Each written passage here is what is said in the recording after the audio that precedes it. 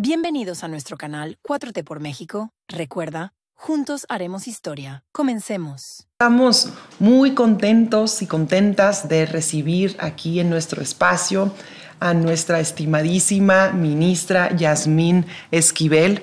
Ministra, muchísimas gracias por aceptar esta invitación. Al contrario, senadora Julieta Ramírez, muchas gracias por la invitación para platicar con ustedes el día de hoy. Gracias. Para nosotros era muy bonito, interesante que pudiéramos hacer un diálogo público abierto, nada de que en lo oscurito como suelen reunirse algunos y que luego se filtra, sino abierto porque usted representa pues al Tribunal Constitucional importantísimo, que es la cabeza del Poder Judicial, nuestra Suprema Corte de Justicia. Y pues por el otro lado estamos por acá legislando el tema de la reforma al Poder Judicial, entonces nos parecía muy interesante que pudiéramos abrir un diálogo entre dos poderes, a lo mejor sin tanta formalidad como sería un diálogo institucional entre los poderes, pero sí con la seriedad para conversar un poco con la gente sobre esta situación que hemos estado viviendo, este panorama, ayudar a esclarecerlo porque en ocasiones ha estado nublado, en ocasiones muy tenso, en ocasiones muy intenso también. Y su presencia nos va a ayudar a esclarecer aquí el panorama sobre todo lo que ha sucedido, particularmente al interior y en las entrañas de la Suprema Corte y de todo el Poder Judicial. Así que nuevamente le agradezco que esté por acá y que charle con todas y todos nosotros. Yo le quería preguntar algo, ministra. Cuando usted llega a la Suprema Corte de Justicia, ¿imaginó que iba a vivir todo esto? ¿Ya era consciente de que venía una reforma o todavía no? Y preguntarle si imaginó que se iba a venir esta avalancha nacional por transformar el Poder Judicial. Llego yo en 2019. Llego yo propuesta por el señor presidente Andrés Manuel López Obrador. Después de 24 años en el tema de impartición de justicia y 40 años en el servicio público, tengo la más alto honor de mi vida de ser propuesta en una terna por el señor presidente y aprobada por la mayoría calificada en el Senado de la República. Para mí, como lo he comentado en otras ocasiones, además de ser el más alto honor de mi vida, me dio la posibilidad y me ha dado la posibilidad de revisar todo lo que requiere el Poder Judicial, esta transformación que necesita el Poder Judicial, estos cambios que son urgentes, porque hoy no puede ser que siga la ciudadanía distante de sus autoridades judiciales, que siga la ciudadanía exigiendo justicia, que los procedimientos son eternos, son largos, y que las personas no encuentran ni sienten a sus juzgadores cercanos a ellos. Como lo vivimos nosotros, en el 2019 apenas estaba el presidente, entonces López Obrador, hacía un llamado al Poder Judicial a que se autorreformara en ese entonces. En ese momento, el señor presidente hacía un llamado permanentemente para que sea el propio Poder Judicial el que se autorreformara, el que se diagnosticara y el que revisara todo lo que debiera cambiar. Sin embargo, siguieron permaneciendo las cosas como siempre se habían efectuado y con los mismos deficiencias que marcan las encuestas, las estadísticas, y basta escuchar a la población para saber todo lo que se requiere. Incluso se hizo un intento por revertirse, ¿cierto? Porque sabemos que el ministro presidente en su momento, Saldívar, intentó hacer algunas reformas al interior del Poder Judicial. Llega la ministra Norma Piña y hay una clara línea para revertir lo hecho anteriormente. Y desconozco ahí si con una intención, digamos, no tan favorable, con el objetivo de decir esto, el Poder Judicial es mío, porque así se percibe desde el exterior. Porque además, recordemos que la ministra Norma Piña, como presidenta del Poder Judicial, es también presidenta del Consejo de la Judicatura, que es donde ahí se mueve la administración, donde se mueve según la supervisión de los jueces. Entonces, llegan pues fortalecida en términos administrativos y demás. Y la impresión exterior es que ella dice, no, A mí no me van a estar diciendo que tengo que andarle cambiando al Poder Judicial.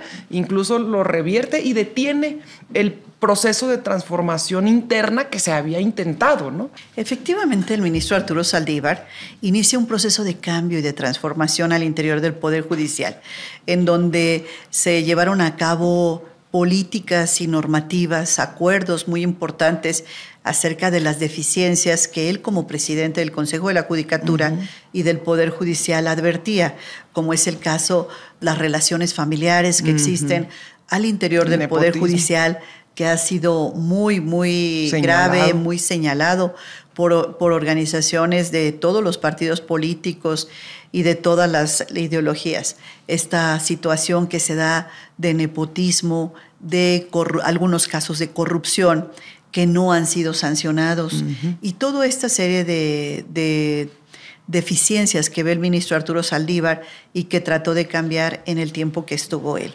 Posteriormente llegó la ministra Norma Piña y revocó algunas de las disposiciones que se habían iniciado, como efectivamente usted lo señala, senadora, y entonces este revocamiento de algunas disposiciones generó que viniéramos en un retroceso. Pero lo más grave no fue tan solo eso, sino el rompimiento que se da con los otros dos poderes.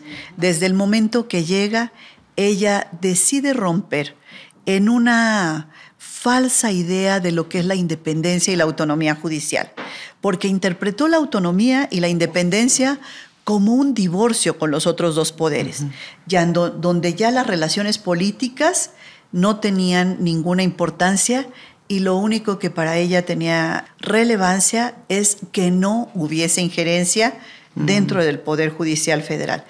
Este rompimiento, esta falta de entendimiento político de la ministra Norma Piña va generando la raíz del problema que tenemos hoy. Esto inclusive, esta posición que ella adopta es lo que da origen incluso a la reforma al Poder Judicial que hoy estamos ya en el pleno proceso para su implementación, para su ejecución y para que sea algo que resuelva, en parte venga a resolver los problemas de justicia en México.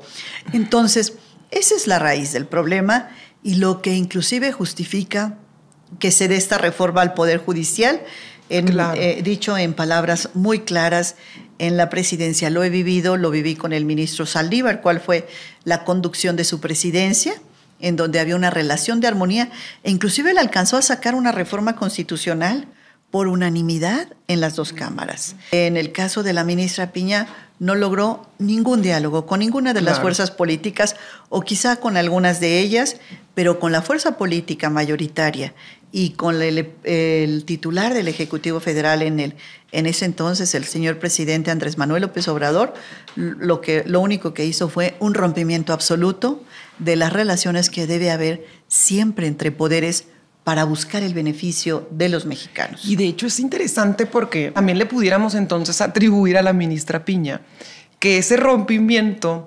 justifica la necesidad de la reforma e incluso, por ejemplo, todos recordamos esta escena donde la ministra Norma Piña no se levanta siquiera a saludar al presidente López Obrador e independientemente que sea una cordialidad política y como personas, como seres humanos, saludas, te levantas, te saludas y ya está. En política, por lo general, y como representantes de los poderes, pues simboliza una ruptura marcada y lo transmite de manera pues muy clara, ¿no?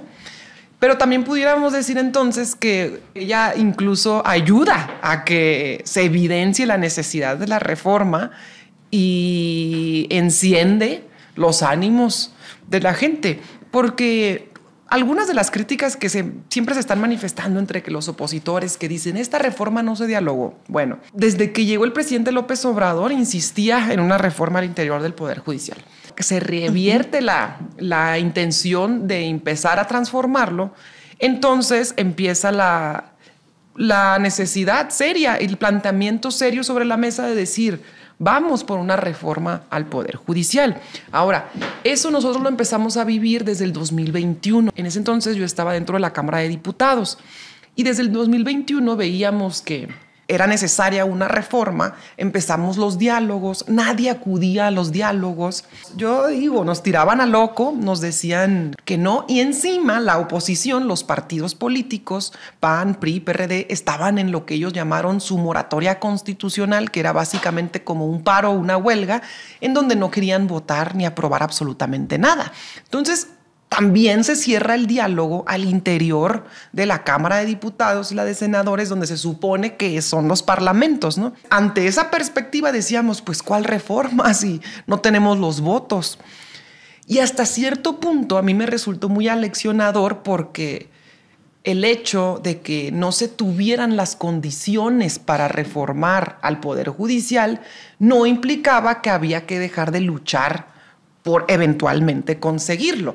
También era un periodo aleccionador de decir, es tiempo de hacer conciencia, de hacer un llamado y en futuras ocasiones tendremos la posibilidad. Esta lucha colectiva que se ha enarbolado a mí me ha parecido impresionante porque viviéndolo del otro lado hasta me desesperaba y decía, híjole, aquí estamos en los diálogos porque recuerdo que en un periodo de receso de la Cámara de Diputados teníamos que venir a los diálogos en agosto, en junio, en julio, y pues nadie iba a los foros porque decían que pues nunca íbamos a juntar los votos. Entonces hubo un periodo donde, insisto, que nos subestimaron y subestimaron la capacidad de organización de la gente porque se enarbola esta necesidad y efectivamente después llega la elección. La reforma al Poder Judicial fue básicamente el famoso Plan C, la principal objetivo que se tenía y la gente entendió perfectamente que se necesitaba ahora ya no solo ganar las elecciones, sino que necesitábamos las dos cámaras y los votos propios de Morena y sus aliados para que pudiéramos lograr esta reforma, porque la gente sabía que de lo contrario nunca lo íbamos a lograr porque íbamos a seguir en el estancamiento del 2021 al 2024, donde no pudimos aprobar ninguna reforma como la ley eléctrica, la reforma electoral que también intentamos. Entonces ellos solitos fueron evidenciando las condiciones en las que no había diálogo, ni tanto del Poder Judicial, ni de los partidos políticos, y eventualmente se ganan las elecciones y como que apenas ahí, no sé si apenas les empezó a caer el 20. ¿Cómo vive usted el proceso al interior del Poder Judicial de que los ministros se dan cuenta de que ya tenemos las mayorías, las 2/3 partes? ¿Qué se dijo ahí? ¿Qué sensación hubo? Porque usted recordará además que fue histórico, que fuimos diputados, fueron senadores, ya habiendo pasado el proceso electoral del 2024 a la Cámara de Diputados y se hizo el primer diálogo donde estuvo la ministra Piña y estuvieron todos. Entonces se hace el primer diálogo con las tensiones respectivas, pero como que era una especie de, bueno, ya se dieron cuenta que ahora sí hay los votos, ahora sí va a haber diálogo, ahora no va a haber diálogo. Y siempre había muchas preguntas en el aire. Pero usted adentro, ¿cómo vio ese proceso cuando se dan cuenta, cuando despiertan el 2 de junio, el 3 de junio y dicen, híjole, ya tienen las 2/3 partes, ya podría haber reforma al Poder Judicial? Es todo un proceso que se va presentando. Por una parte, yo creo que del lado de la ministra Piña y un grupo de ministros hubo una soberbia excesiva en función de señalar que arriba de cualquier poder estaba el Poder Judicial, fundamentalmente la Suprema Corte de Justicia de la Nación. Ellos minimizan el poder que tiene el presidente López Obrador, un poder importante que le da a la población, un poder efectivamente, un poder legítimo y legal que le da a la población al presidente López Obrador. Creo que se minimizó ese aspecto al inicio de la presidencia de la ministra Norma Piña. Y es donde se dan esta serie de errores y equivocaciones permanentes y tampoco se dio la importancia a la población que estaba apoyando este proyecto. Aquí hay un proyecto de nación que encabeza el presidente López Obrador y que después en los 100 puntos establece y continúa la presidenta de México, la doctora Claudia Sheinbaum, y entonces al ver ellos que la gente y la población votó por ese proyecto, pues ahí es donde probablemente empezó después del 2 de julio, les empezó a caer el 20 de que ya existía una nueva realidad política que había iniciado en el sexenio del presidente López Obrador, que continúa en el sexenio de la presidenta, la doctora Claudia Sheinbaum, y que ese proyecto de transformación estaba en camino e incluye en ese programa al Poder Judicial Federal, y teníamos que transformarnos.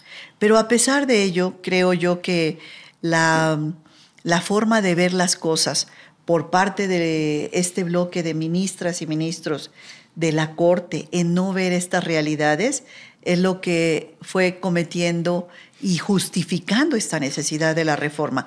Hoy estamos en pleno proceso, ya estamos sobre ella.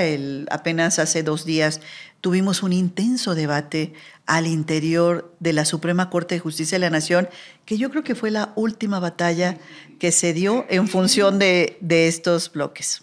Hasta de una especie de broma, decimos el senador Noroña y su servidora, que pues todos los días desde que estamos con la reforma son inéditos, históricos, nunca antes vistos. Sí. Entonces ha generado pues de pronto un ambiente de incertidumbre.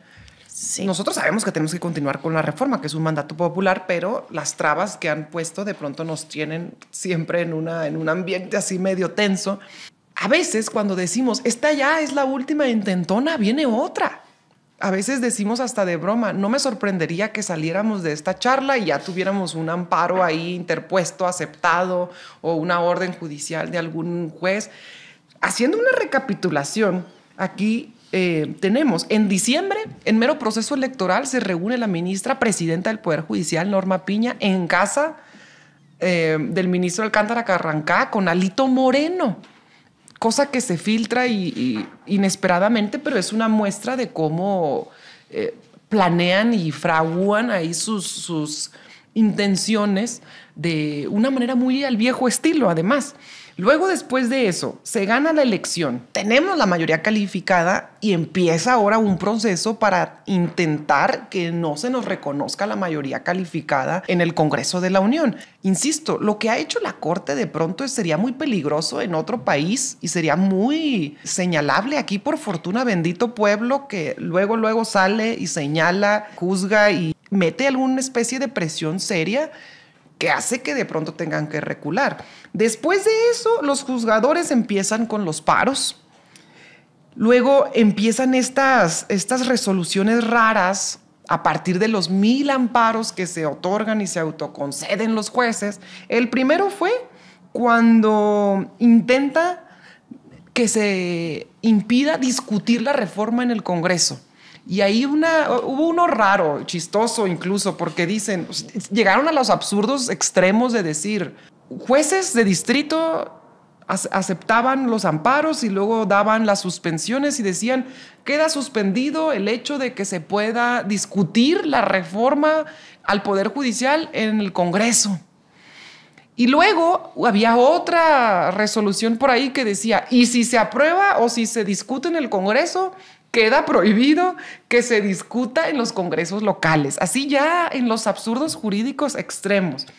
Y luego, después de eso, ahí lo que hizo tanto la Cámara de Diputados como la de Senadores fue simplemente no reconocer, ni aceptar, ni recibir, si no me equivoco, esos documentos, porque encima son malos para hacer las notificaciones, porque ya vimos lo del QR, ¿se acuerdan? Y luego desconozco ahí cómo fue el tema de la notificación, pero la postura es que no vamos a reconocer la competencia de la Corte para que nos impida discutir en el Congreso una reforma que es nuestro trabajo de todos los días. Bueno, todavía, después de eso, se empiezan a discutir, se hacen la toma violenta del Senado, que nunca antes habíamos visto en el país y que esto fue muy reprochable cuando se le adjudica a Trump en Estados Unidos, por ejemplo, pero aquí en México puede pasar y nuestro Poder Judicial no dice nada e incluso lo valida o lo promueve. Y luego la reforma pasa, se publica en el Diario Oficial de la Federación dijimos, pues ya pasó la reforma, ¿no? Ya ahora empieza el proceso que va a ser difícil de implementarla. Ah, no, pero vuelven los absurdos jurídicos. Ahora una jueza le ordena a la presidenta de la República que baje del Diario Oficial de la Federación la reforma. Y decía la presidenta Claudia, ¿Cómo se hace eso? Nunca en la vida hemos bajado. Es decir, ahí está el diario oficial digital que todos podemos ver en el internet, pero el diario oficial es un documento. O sea, ¿qué hago? ¿Le quito pedazos o cómo? ¿No? Explíquenme, por favor. Bueno, pienso yo, intentan ponerse de acuerdo a ver a partir de qué recursos sí pueden meterle mano a la Constitución. Deciden que a través del recurso famoso que se llama la acción de inconstitucionalidad, a todas luces ilegal, que fue lo que los tenía votando el martes pasado en el pleno de la Suprema Corte. Y paralelo a eso sale el exministro Cosío diciendo que si no acatábamos esa resolución, que todavía ni se votaba, porque la presidenta Claudia era muy prudente en decir, bueno, voy a esperar a que se haga esa votación y una vez que se haga, ya veremos, para no, digamos, ponernos el guarache antes de espinarnos y para no enjuiciar tampoco a los ministros y ya tacharlos de que van a actuar de manera incorrecta. Esperemos al momento. Bueno, y paralelamente estaba el ministro Cosío diciendo que si no acatábamos nosotros, hasta nos podían meter a la cárcel, a la presidenta y de paso a todos los legisladores que aprobamos la reforma. Y digo yo otra vez, ¿y nadie dijo nada? Ni los medios de comunicación, ni los ministros en funciones diciendo, oigan, ¿qué le pasa al exministro con este tipo de declaraciones? A mí me da hasta risa, la verdad, porque en la facultad, cuando yo estudié Derecho, José Ramón Cosío era el ministro que había respetable, que incluso lo teníamos que estudiar en las aulas. Nunca imaginé en esos momentos que unos años después nos iba a querer meter a la cárcel, ¿no? Entonces ha sido un absurdo total, sí, que finalmente nos tiene en lo que pasó el pasado martes, ¿no? ¿Usted cree que ya terminaron ahora sí? Pues en estos casi 2 años de la presidencia de la ministra Norma Piña, creo yo que ella no se dio cuenta del momento político que estaba viviendo, tampoco tuvo idea de la magnitud de la responsabilidad de su puesto. Y estas torpezas políticas generaron esta crisis que tenemos hoy al interior del Poder Judicial Federal, donde se han dado una serie de actos, incluso que han llegado a estos extremos de ilegales, inéditos, ilógicos y no comunes. Por ejemplo, recuerdo cuando en la Cámara de Diputados estaba al frente el diputado Ignacio Mier, invitó a todos los ministros y ministras de la Corte a un evento de conclusiones de unos foros acerca del Poder Judicial y únicamente acudimos la ministra Loreta, el ministro Lainez en representación de la ministra Piña y tu servidora y su servidora. Entonces fuimos los 3 ministros, pero la ministra Piña se rehusó a asistir cuando ella era la representante del Poder Judicial, la titular, que era fundamental que participara en esos foros y que dijera el sí, el no, por qué sí, por qué no, y cuáles son las situaciones que se dan al interior. Y fuera desde ahí la voz que representará al Poder Judicial Federal en función de este tipo de situaciones y escuchar la crítica, pues finalmente también de eso se trata. Después, más tarde, efectivamente, en el momento en que ella, en pleno proceso electoral, se sienta a dialogar con una fuerza política en una casa de las Lomas de Chapultepec, en lo obscurito, en una cena, pero lo más grave, invitar a los magistrados del Tribunal Electoral de la Sala Superior a sentarse a dialogar con una de las fuerzas políticas, considero que ahí quedó en evidencia su falta de parcialidad. El juzgador debe ser imparcial.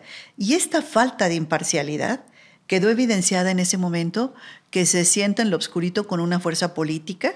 Y bueno, pues ahí, ¿cómo es posible que la presidenta de la Corte se vaya a cenar con una fuerza política y con los magistrados del Tribunal Electoral a resolver problemas domésticos que se deben resolver pues allá en la oficina de la Corte, con los magistrados si es que tuviera algún desencuentro con ellos, pero no en presencia de una fuerza política que tiene intereses electorales, evidentemente. Entonces, aquí perdió toda imparcialidad Norma Piña y quedó evidenciada. Y después la pugna de que si era casa del ministro Juan Luis o no. Ya ella dice en una entrevista que es una casa del Instituto de la Cultura, que no es casa del ministro Juan Luis González Alcántara. Ya dijo el ministro Juan Luis González Alcántara en los medios de comunicación que sí es su casa, que se la pidieron prestada. Y bueno, también este tipo de faltas a la verdad y de mentiras, pues hacen poco seria a la titular del Poder Judicial Federal, y entonces pues todo esto está arrojando una situación donde la población se da cuenta de todo, claro, de todo lo que está sucediendo. Por otro lado, pasando al tema de las impugnaciones, tenemos el artículo 61 de la Ley de Amparo, que señala que el amparo es improcedente en las reformas constitucionales contra aspectos de orden constitucional. El artículo 61 señala claramente esto. Entonces, al admitir los jueces, algunos jueces, estos amparos en contra de la reforma constitucional, ahí empieza un primer problema, donde los otros poderes dicen nosotros no vamos a acatar algo ilógico, algo ilegal, algo que está fuera totalmente de la norma jurídica, y entonces no respetan las determinaciones de los jueces. Esto puede pensarse que cae en desacato la presidencia. Que era la principal crítica de la oposición. El Poder Legislativo, claro. Exactamente, que estaban en una posición de desacato. Y por supuesto, yo no coincido con el ministro en retiro Cosío en que se tenga que destituir a la titular del Ejecutivo Federal, a los representantes del Poder Legislativo, bueno, pues de una vez a los consejeros del INE, de paso al director del Diario Oficial. Y entonces nos quedamos nada más. Entonces, ¿quién pone las autoridades? ¿El Poder Judicial entonces también? Se queda él solo aquí a decidir qué es lo que va a pasar en nuestro país. Bueno, totalmente desproporcionada el comentario del ministro Cosío. Entonces, aquí tenemos un tema muy interesante. ¿Ya terminamos en las impugnaciones o no?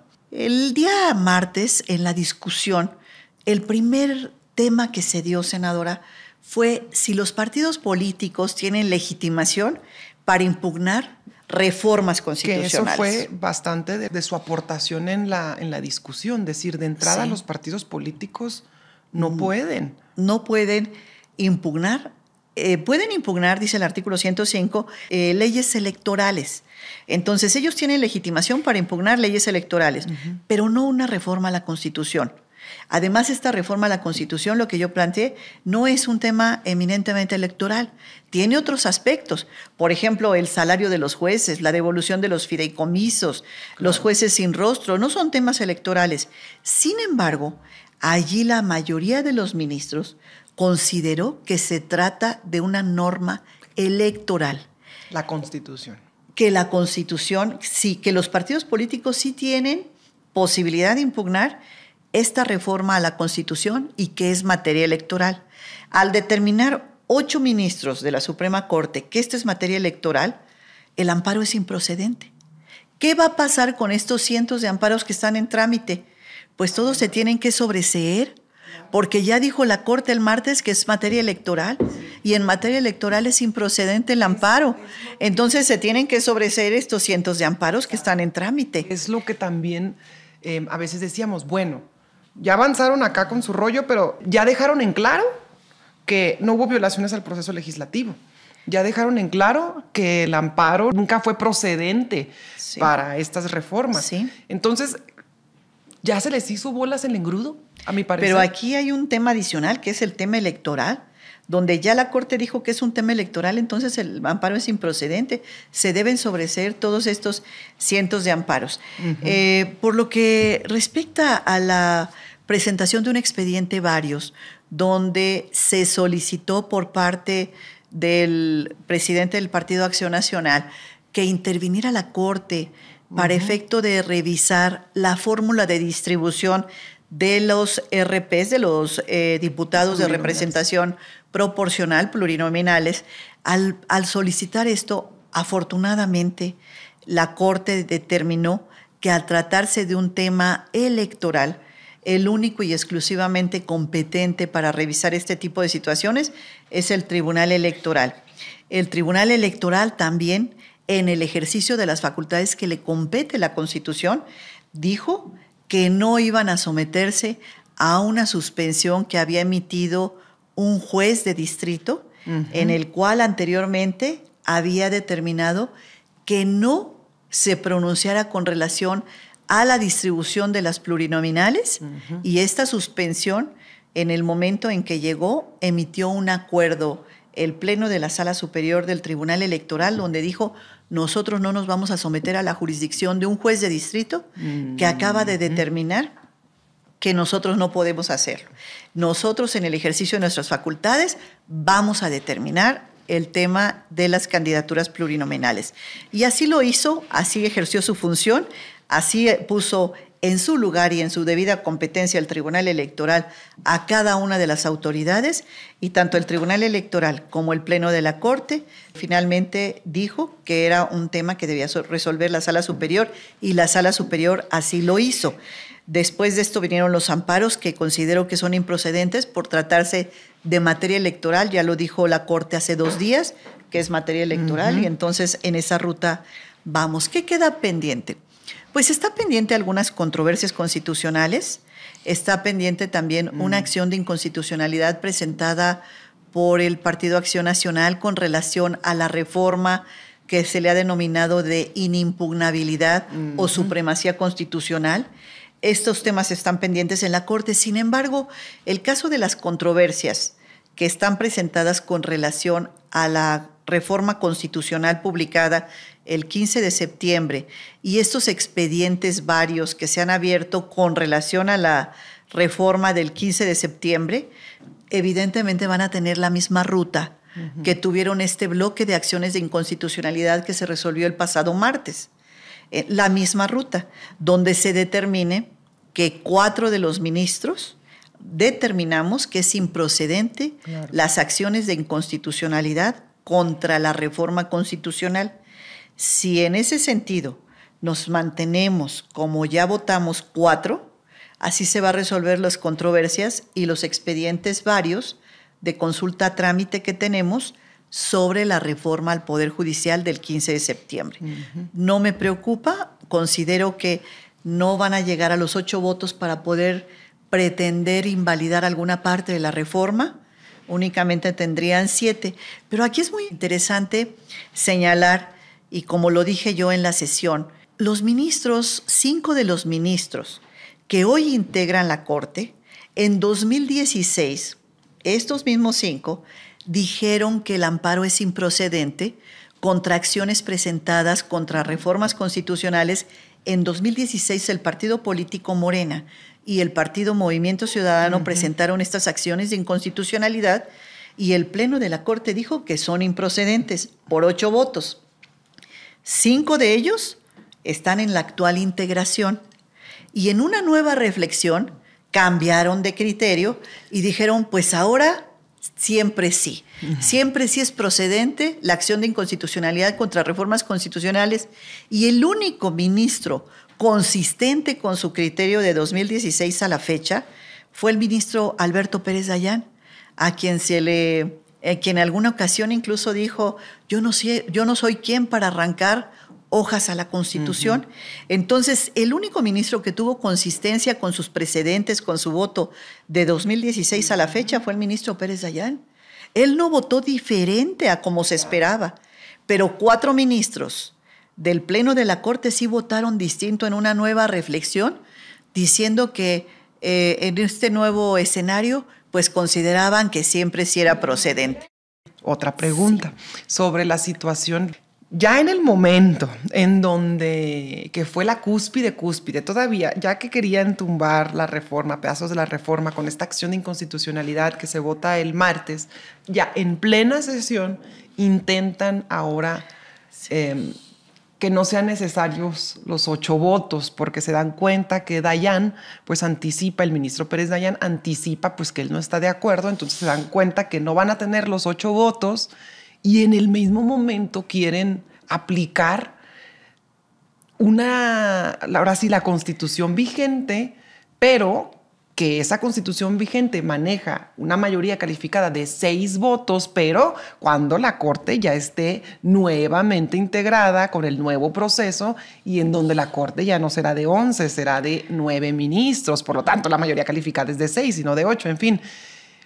¿Cómo se vive usted cuando está ahí? ¿Qué siente que en el mismo momento, porque también hubo ahí una disyuntiva donde la ministra Piña se quería ir a receso y ya no entendimos si quería el receso para acomodar ahí sus números y luego querían un receso medio extenso porque estaban muy cansados y usted les dice, pues con 20 minutos es suficiente, ¿para qué 2 horas o 4 horas de receso?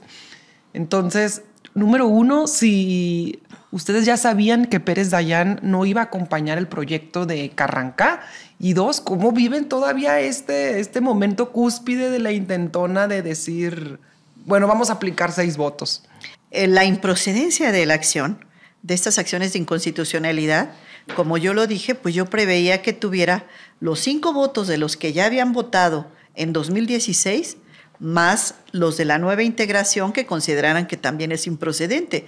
Entonces, para mí no había duda de que iba a ser improcedente, pero yo pensé que la votación iba a ser mayor por la improcedencia, porque era evidente las posturas que tuvieron en los anteriores años sobre estos temas. Entonces, el ministro Pérez Dayán, para mí no fue una sorpresa cómo votó, porque votó en congruencia. Para mí la sorpresa fue los que cambiaron de criterio. Ahora, cuando señalan que se va a requerir 6 votos, en ese momento, ante esa improvisación que hace la presidenta, donde para invalidar una ley general de tránsito de un estado, así sea el estado más pequeñito o el más grande del país, se requieren 8 votos. Para invalidar una ley de tránsito por el uso del celular si conduces, por alguna situación que se pueda presentar en temas de tránsito, requerimos 8 votos. Era evidente que para invalidar la Constitución se requieren 8, y máxime con una integración de 11. Exacto. Para mí era una cosa obvia, pero ante esa improvisación me pareció de la mayor irresponsabilidad pretender con 6 votos invalidar la Constitución con una integración de 11 ministros. No había una mayoría calificada, era una mayoría simple. Y ante ese despropósito, pues para mí no había duda, y para los demás, varios de mis compañeros no. Sin embargo, quedó la votación 6-5. 6 consideramos que se requerían 8 y 5 consideraron que 6. Es una consideración, me parece, ya es una votación política. Sí, porque a mí me sorprende mucho, porque primero vota Ríos Farjat, la ministra Ríos Farjat, y dice, pues hay una interpretación, quién sabe dónde, entonces yo voto por 6. Bueno, ya lo había dicho, quién sabe cuándo. Y luego sigue el ministro Potisek, si digo bien su apellido. Lainez Potisek. Ajá. Y dice, pues yo no había leído nada, pero voto por 6. Así con ese descaro dice, pues yo no había leído otra, pero voto por 6. ¿De dónde? Mire, estaba viendo yo el Código de Ética de la Suprema Corte de Justicia. Hablaba de los principios de los juzgadores y dice, la objetividad es la cualidad del juez en la que sus actos deben estar apegados a los criterios que la norma dicta, ajeno a sus afectos o desafectos del propio juzgador. Yo digo, híjole, pues hace falta que los ministros, algunos, lean el propio Código de Ética de la Suprema Corte. Pues efectivamente, la objetividad que debemos tener es una de las cualidades del juzgador, y esta objetividad va que debes estar alejado de tus percepciones personales, de tus afectos, de tus intereses, de las fuerzas externas a ti, de partidos políticos, de poderes constituidos, de poderes fácticos, de poderes económicos, de la delincuencia organizada. Hay que estar alejados de todo ello para tomar una determinación muy objetiva. A mí sí me pareció un despropósito esto de los 6 votos, una irresponsabilidad que estábamos asumiendo, y afortunadamente 6 ministros dijimos que se requerían 8 y no se cometió el despropósito de invalidar la Constitución con 6 votos. Imagínense nada más, cuando en cualquier ley general, ley secundaria, código, hemos determinado que son 8, ahora era verdaderamente hasta la propuesta era algo inusual Sí, y lógico de entrada a la posición. Termina muy enojada la ministra Piña, ¿no? Al final hubo críticas donde decían la ministra Piña no se quiso levantar cuando llegó el presidente López Obrador a un evento y ya estaba muy enojada porque ya algunos estaban guardando sus cosas antes de terminar la sesión, ¿no? En ocasiones llega un poquito más irascible que otros, pero bueno, lo importante aquí es que se resolvió correctamente. Tenemos reforma al Poder Judicial. Yo no veo sorpresas de aquí al 1 de junio, que es las votaciones.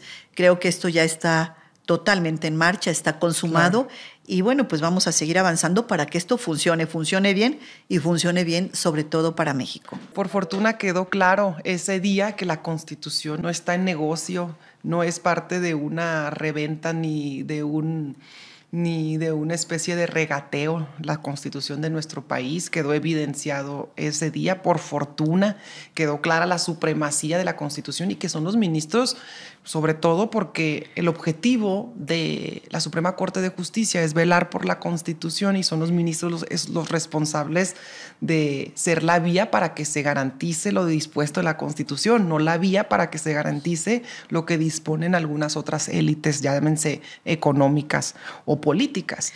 Pues así es, senadora. Nosotros cuando protestamos el cargo, protestamos guardar y hacer guardar la Constitución.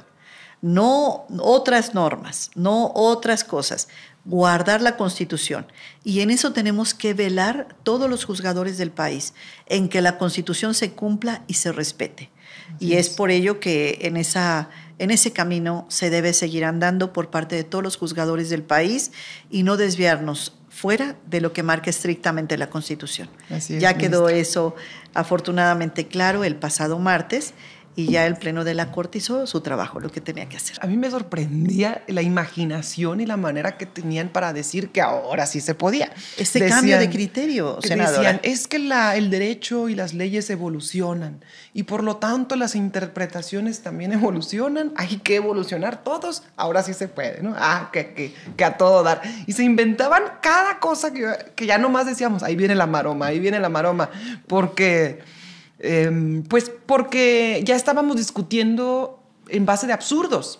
Es decir, si es ilegal si nosotros sostenemos que es ilegal de origen, pues ¿qué vamos a estar discutiendo si es cierto eso de que evoluciona la interpretación y los criterios conforme se aplican estos casos concretos? Yo le pregunto, ministra, ¿le ha tocado ver cómo se van fraguando estas intenciones? Es decir, usted va al Poder Judicial, me imagino tiene su oficina, convive incluso con los trabajadores y le suena en Radio Pasillo, quieren hacer esto, va a pasar aquello, ya vienen con esta, es decir, ¿ha visto cómo se van concretando estas intentonas? Sí, por supuesto que nos damos cuenta de todo lo que está pasando en el Poder Judicial Federal, fundamentalmente en la Suprema Corte. Nos damos cuenta de qué es lo que pasa en todas las oficinas, los pasillos, todo lo que se dice, pero sobre todo, lamentablemente, Norma Piña, al dividir el Pleno de la Corte en un bloque de 8 ministros y aislar a 3 de los integrantes, en ese momento está generando que haya esta división. E incluso ha habido reuniones que son exclusivamente, cuando ella se reúne, pues exclusivamente se reúne con estos 8 ministros, con 5, 6, 7 de ellos se reúne para poder platicar los temas, conversar. Y nosotros estamos totalmente aisladas de los desayunos, de las reuniones, de las invitaciones a tomar café. Y más allá de ello, se ve inmediatamente reflejado en la sesión. Ya vienen en orquesta y ya vienen preparaditos, enfilados. Preparados, enfilados, entonces ya sabemos cómo vienen 1, 2, 3. Y esto creo que no ha sido sano para la institución, claro, porque es un órgano colegiado donde todas las opiniones son importantes y donde debió haberse abierto. Entonces, este bloque que se fue generando a raíz de la presidencia de Norma Piña es el bloque que ha sido consistente en tratar de obstaculizar el proceso de transformación, el proyecto que se lleva a cabo ahorita en este momento por la mayoría del pueblo de México, ha tratado de ir en contra de cualquier situación de cambio que se vaya generando. Por ejemplo, podemos ahorita enlistar Guardia Nacional, obras prioritarias, sí, energía eléctrica. Yo empecé de la elección para acá, del 24, pero anterior a eso era un permanente hostigamiento jurídico para impedir obras el plan del Ejecutivo. B, claro, el plan B de la reforma electoral.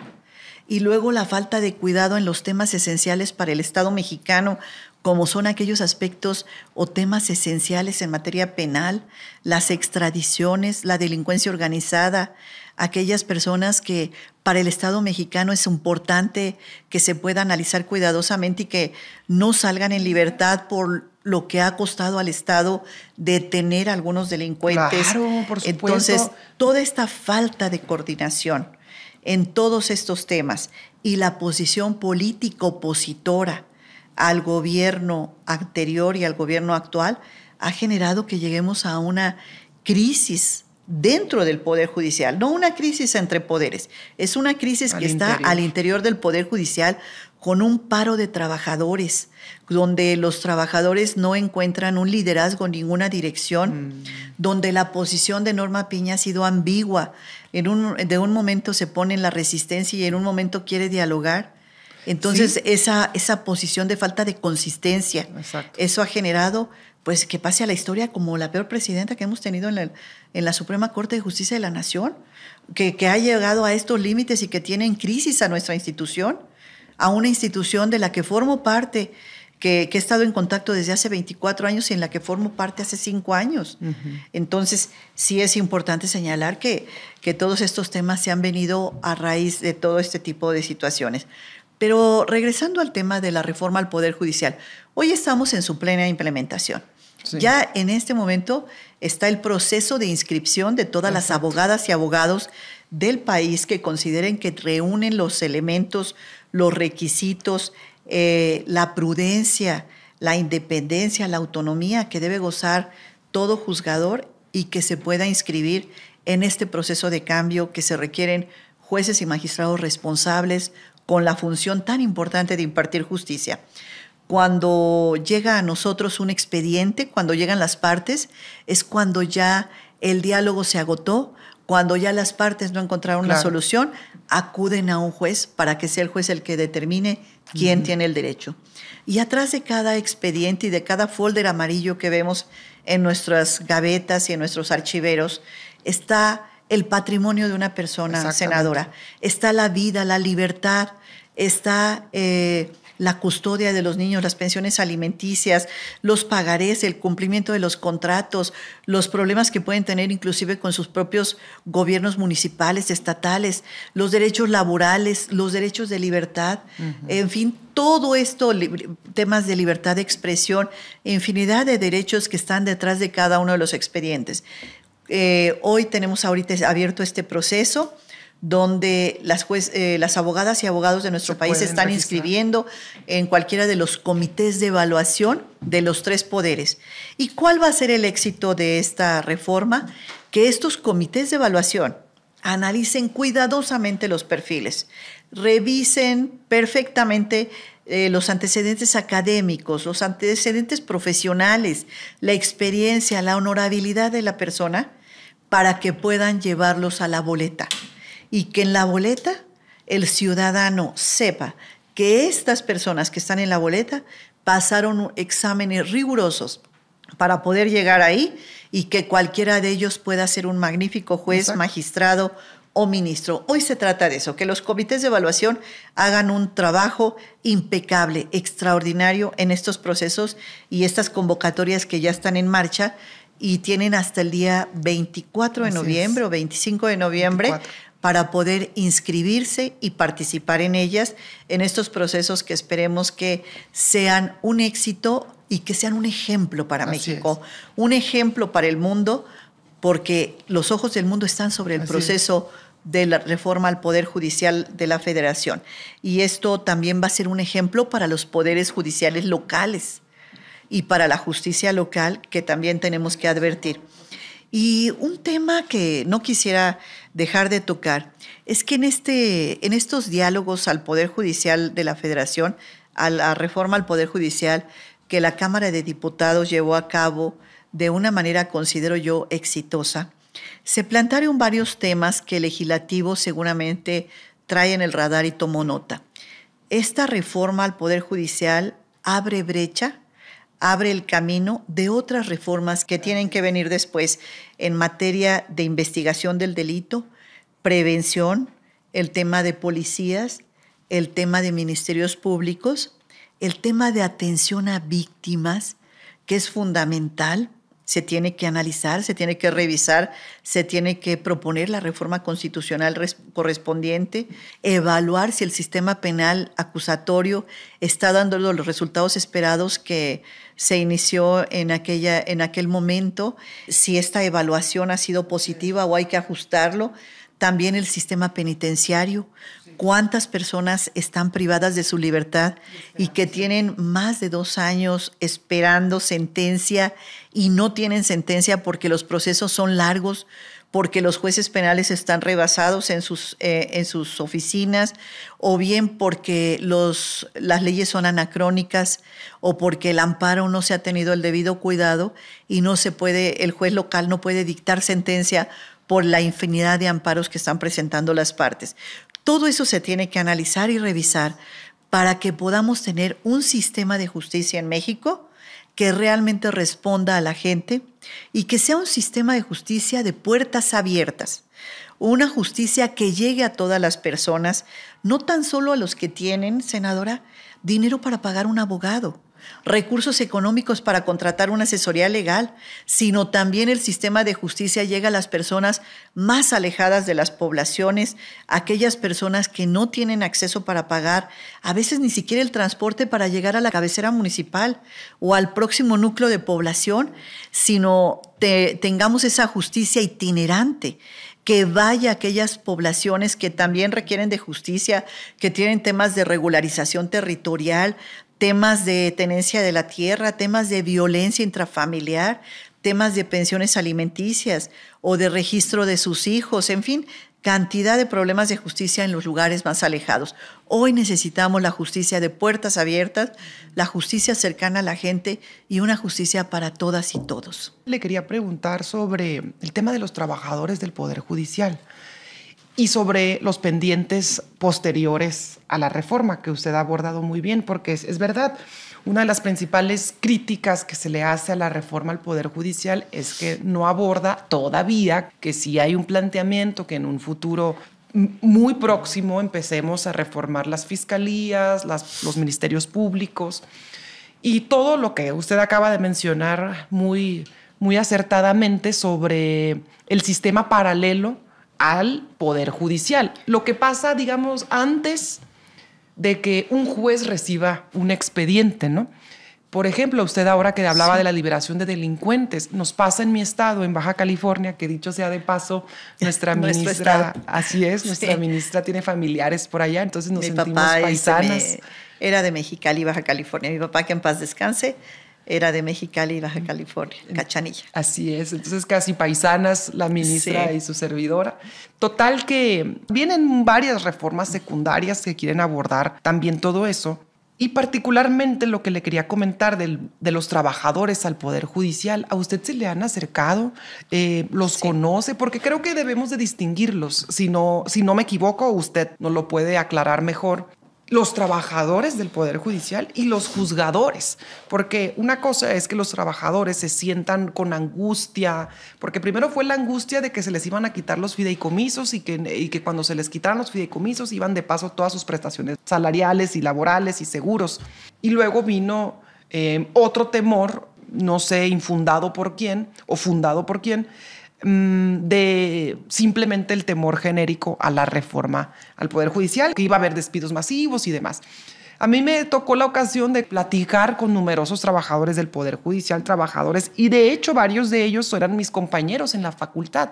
Entonces, de manera genuina, reconocí en ellos una angustia real de temor de su manutención, de su familia, su trabajo. Entonces, en esa parte, cuanto a los trabajadores, creo que debemos abrir las puertas, ser muy empáticos y tratar de aliviar sus presiones. Y por otra parte está la legitimidad o no del paro de los jueces, magistrados y ministros que se van a paro, y muchas partes nublosas que yo le digo, porque ahora nos aclara usted y hemos entendido un poco mejor, porque un día están en paro, otro día sí promueven estos amparos, estas suspensiones. Otro día se circuló un video donde los propios juzgadores tenían la intención de ya reanudar actividades, pero eran hostigados por otras corrientes que les decían, no, todavía no, estamos en contra de esto. Entonces, al final del día es una situación que pone a todo el país en alerta, y supongo que hay manifestaciones muy diversas en diversas regiones de todo el país.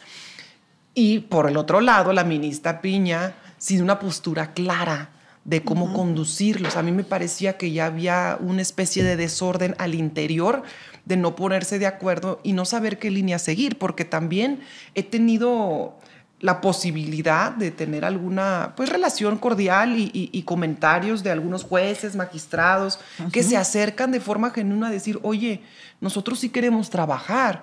O quienes dicen, miren, yo no estoy de acuerdo con la reforma, pero eso no quita que mis intenciones de seguir sirviendo al Poder Judicial se mantienen.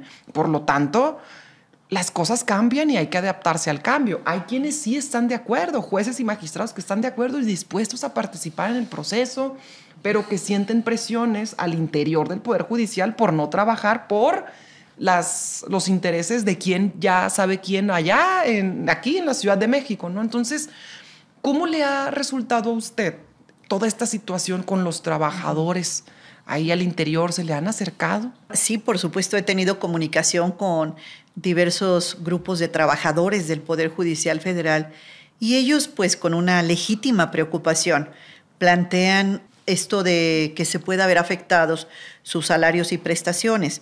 Aquí tenemos dos aspectos que me parece importante destacar. El tema de los trabajadores. Hay un gran descontrol, hay una confusión, no existe una línea que pueda permitir que haya armonía. Armonía porque no ha habido tampoco este liderazgo para poder resolver el problema, y tenemos un gran descontrol y desconocimiento y falta de información o información incorrecta al interior. Los trabajadores del Poder Judicial Federal están protegidos en la reforma al Poder Judicial. El artículo 10º transitorio señala que no se verán afectadas sus sueldos ni sus prestaciones, e inclusive también menciona que las condiciones generales de trabajo que establecen una serie de prestaciones para los trabajadores del Poder Judicial Federal se van a mantener intactas. Esto es como paréntesis, muy importante. Yo decía, es que no obstante que la reforma en ninguna parte dice nada de los trabajadores, tuvimos que agregar que efectivamente los recursos siguen garantizados y que no iba a haber ningún perjuicio a las y los trabajadores. No obstante que la reforma no dice nada al respecto, tuvimos que agregar que eso iba a mantenerse inalterado con el objetivo de intentar buscar la armonía y la tranquilidad de todos ellos. Efectivamente, los trabajadores que se han dedicado a la impartición de justicia pues merecen ser tratados con justicia. Y esa justicia los legisladores los legisladores tuvieron el cuidado de establecer en el transitorio que no se van a afectar los derechos de los más de 50,000 trabajadores que hay en el Poder Judicial de la Federación. Entonces, es importante recalcarlo para que ellos estén tranquilos. Ahora bien, la carrera judicial, que los trabajadores dicen es que vemos coartada la carrera judicial. No, la carrera judicial se mantiene de acuerdo a la Constitución, y esa carrera judicial va a formar parte del expediente que los comités de evaluación van a analizar y van a revisar también si esa persona viene de carrera judicial, si ya tiene el conocimiento, la expertise para ser juez o magistrado. Sin duda alguna les va a ayudar. Entonces yo no veo temor que deben tener los trabajadores del Poder Judicial Federal, y de esa manera se lo he estado transmitiendo a las diferentes organizaciones que se me han acercado y me han preguntado acerca de todo esto y sus derechos que que les preocupan. Sus derechos en condiciones generales de trabajo que están establecidos están protegidos totalmente. Ahora, por lo que respecta a los juzgadores afortunadamente, muchos de ellos han entendido esta nueva situación de nombramiento y la reforma les permite el pase automático a la boleta. Esto quiere decir que ellos van a aparecer en la boleta para poder también ser votados por el circuito judicial al que corresponden o por la entidad federativa a la que corresponden. Y en ese sentido ha habido cantidad efectivamente de expresiones que van a participar. A mí me da muchísimo gusto que participen en la boleta. Lamento que algunos hayan declinado o la gran mayoría haya declinado para participar en la boleta, pero aquí los juzgadores tienen varias ventajas. Una de ellas, en caso de que no participen, se les dará su liquidación correspondiente a 3 meses más 20 días por año, de acuerdo a lo que establece la ley. Y se en les condiciones va a dar vigentes. y en las condiciones vigentes, que son los sueldos elevados. Así es. Y en estos sueldos elevados, en estas condiciones, ellos pueden llevarse su liquidación correspondiente, y aquellos que tengan derecho a lo que es la pensión complementaria, este es no tan solo la pensión del ISSSTE, sino una pensión adicional, también se les va a reconocer esta pensión adicional, esta pensión complementaria, para que esté establecida en los presupuestos de egresos del Poder Judicial en los próximos ejercicios. Está establecido y protegido para 2024 y estará protegido en los próximos presupuestos. Por eso la reforma dice deben devolver lo que tienen guardado, que son cerca de 24,000 millones. Y en los presupuestos se va a proteger los derechos de los jueces y magistrados que tienen a la pensión complementaria. Así es como los jueces tienen 3 ventajas. Una, poder participar en la próxima elección de manera automática. Segundo, optar por su liquidación. Y tercero, o por su pensión complementaria, aquellos que tienen derecho ya a la pensión. Entonces, los jueces y magistrados tienen una protección también adicional. Y yo le diría a los jueces y magistrados que aquí lo importante es que ellos, los que les toca 2025 o 2027, puedan participar en esta elección que se da el domingo 1 de junio. Ministra, la pregunta del millón. ¿Va usted a participar en el próximo proceso electoral de elección a jueces, magistrados y ministros? Sí, voy a participar. He aceptado ya el pase automático a la boleta, toda vez que teníamos para declinar hasta el pasado 31 de octubre.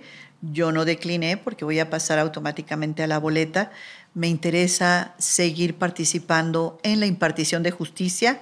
Una obligación que tiene el Estado mexicano de otorgar a sus ciudadanos es la impartición de justicia. Seguiré participando.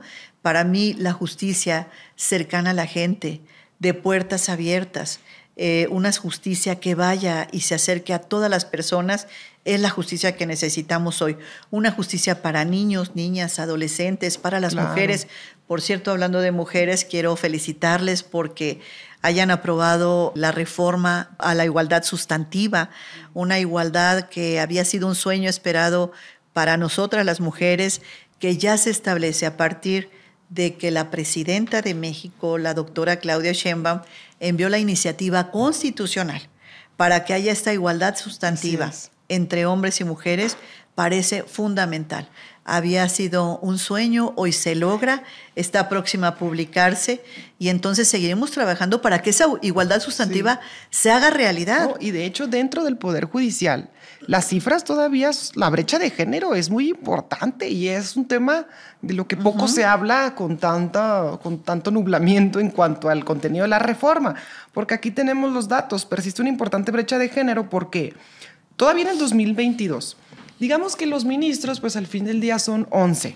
Entonces, sí está paritaria la cosa. Pero en cuanto a jueces y magistrados, el 72% son hombres y apenas las mujeres solo un 28%. Algo muy positivo de la reforma al Poder Judicial es que se va a garantizar la paridad en este poder. Esta reforma al Poder Judicial tiene grandes ventajas. ¿Cuáles ventajas veo yo? Uno, efectivamente pretende disminuir esta brecha de género porque ha sido el único poder que se ha rezagado en el tema de la paridad. Efectivamente llegamos al 25-28% en la presencia de mujeres titulares de juzgados, magistraturas y ministras, solo al 25%. Exacto. Dicho sea de poco. paso, con el presidente Andrés Manuel López Obrador llegamos 4 mujeres a la Corte.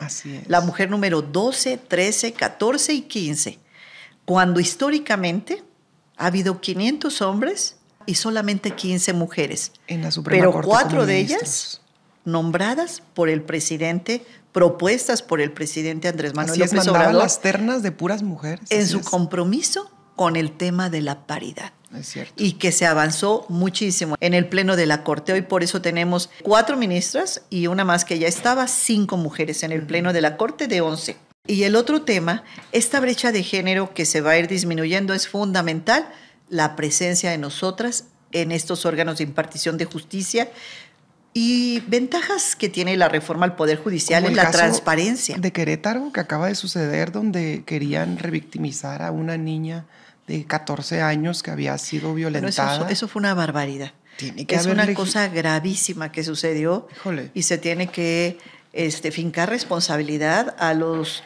que tuvieron que ver en este tema de poder someter a una menor de 14 años a toda esta revictimización. Sí, y no todos los juzgadores hombres, dudo que no haya juzgadores hombres que tengan perspectiva de género, seguramente, pero si llegan más mujeres y vemos tantos casos de violencia hacia las mujeres, hacia las niñas, el hecho de que haya mujeres juzgadoras va a ayudar a que en las familias se les garantice la justicia. Necesitamos perspectiva de género en el Poder Judicial desde hace mucho tiempo. Claro, además de que nuestra presencia también reivindica una deuda histórica con nosotras las mujeres, independientemente de que tenemos una sensibilidad en ocasiones distinta con relación a los temas fundamentalmente de género.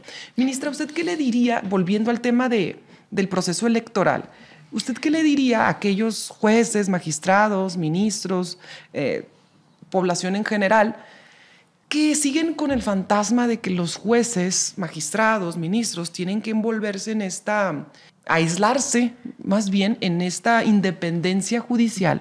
Y todo esto que pudiera ser como algo así como hacer campaña, salir, mostrar quiénes son, dar a conocer su historial, su trayectoria, acercarse a la gente en un posible proceso de campaña que veremos cómo lo estipula el INE. Pues, ¿qué le diría a estos temores? Porque si bien es cierto que nunca antes se había votado en México por ninguna autoridad juzgadora, pues todavía hay como mucha incertidumbre y confusión, dudas de qué va a pasar, cómo va a ser la campaña de los jueces, magistrados y ministros. Digo, a mí se me haría muy positivo. Pienso en un caso hipotético un poco grande, pero decir, si me toca la puerta una jueza, una magistrada, pues con mucho gusto le voy a abrir la puerta para ver qué tiene. Y además, esta posibilidad de que los juzgadores puedan acercarse a la población y decirles, ayudar en el proceso de explicar qué hacen en el Poder Judicial, cómo mejorar las asesorías jurídicas, la gente, es la principal. Los que estamos en el legislativo, pues se supone que nos tenemos que pasar mucho tiempo en territorio y los problemas jurídicos de la población en general son muy fuertes y en todas partes. Y es verdad, hay una verdadera preocupación. Creo que va a ayudar mucho a que se sensibilicen los juzgadores y vean la otra parte, cómo no nada más que llegue el expediente, que digo, bastante trabajo debe ser eso, pero salir, palpar la realidad y enfrentar cara a cara los problemas de la gente, los problemas jurídicos, creo que definitivamente va a transformar la percepción del juzgador de cómo tiene que impartir justicia y con la sensibilidad de las sierras, la sensibilidad de las colonias, de las montañas, a donde difícilmente llega la justicia, ¿no? ¿Qué le diría yo a los jueces y magistrados y ministros, a los juzgadores de nuestro país? No hay que tener temor al escrutinio público. Hay que, de acuerdo a las reglas establecidas en el título 9 de la LEGIPE, pues hay que avanzar en ello. Hay que revisar qué es lo que se permite. El uso de redes sociales pues abramos el espacio a redes sociales. Tenemos mucho que decir los juzgadores de todo el país.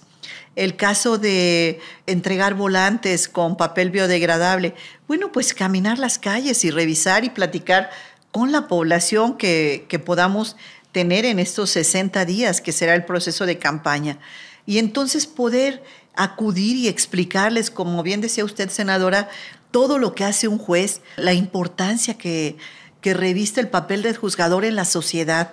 Eso es importante, y decirle a los juzgadores, atrevámonos, avancemos, caminemos sobre estas nuevas reglas. Todo cambia. Es un proceso de transformación que tenemos que llevar a cabo y vivir. Entonces, las ventajas también, hay una gran transparencia en el tema de la reforma al Poder Judicial, el tema de la austeridad, en cuanto a que ahora sí nadie puede ganar más que el presidente, y se reformó inclusive el artículo 94 en cuanto a la irretroactividad de los salarios de los jueces y magistrados.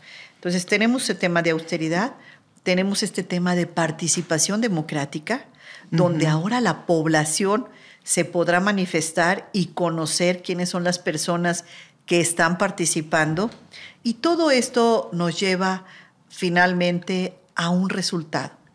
¿Qué es lo que queremos? Mejor justicia para México.